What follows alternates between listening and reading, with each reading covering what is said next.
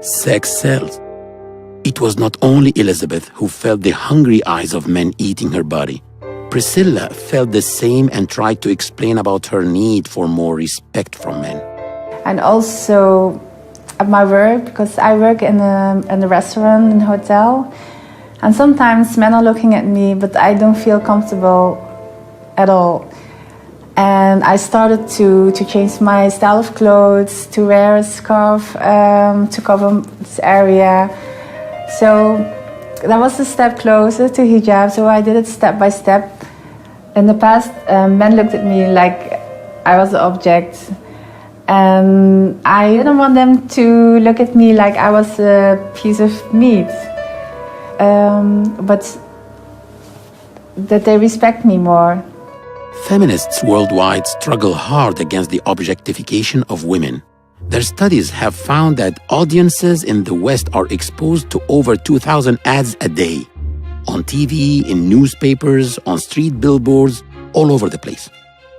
Ads sell more than just products. They sell values and images of success. They tell us how to be popular, loved, and attractive. They tell us who we should be. The sex object in advertising is a mannequin. Conventional beauty is her only attribute. She is thin, tall, young, long-legged. Most women don't look like that, but they are constantly trying hard to emulate it so as to be loved and desired. The more a woman looks like an advertising star, the more she is accepted in society. Ads like these reduce women to objects, and their sexual content is pornographic. This negatively affects the image of a woman. A few years ago, the research of Susan Fiske, professor of psychology at Princeton University, was all over the news. She proved that when men view images of highly sexualized women, the brain areas associated with handling mechanical tools light up. The media does not only shape people's perceptions of women, but also of Islam.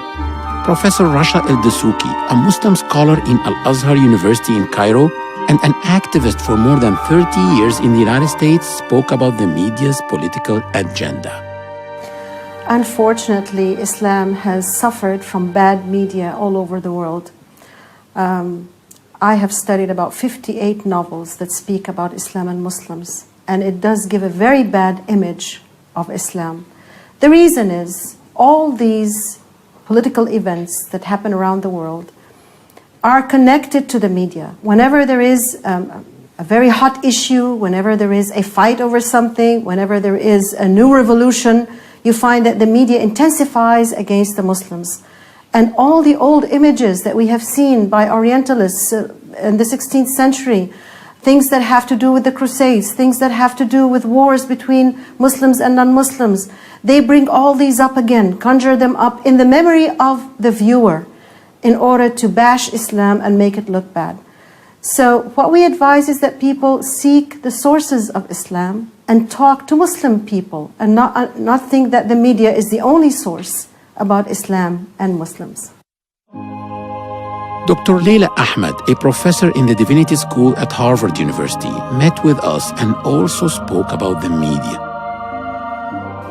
The idea that Islam oppresses women became just a normal view expressed in the media and so on, even though there was no ground to it. Historically, there's no evidence for this. It was just a prejudice that was being repeated by the media.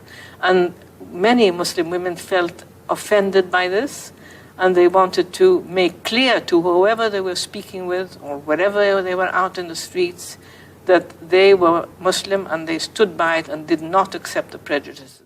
It always disappoints me when I watch the media and I see more falsity than truth about Islam. There's many experts about Islam, but they're not always Muslims themselves. They're people who get information from places that seems to be something other than what most Muslims understand. And I always find that the media will latch on to anything bad someone that happens to be Muslim does. While there are so many millions of Muslims out in the world that are doing great things, great projects, great initiatives, but they're never mentioned.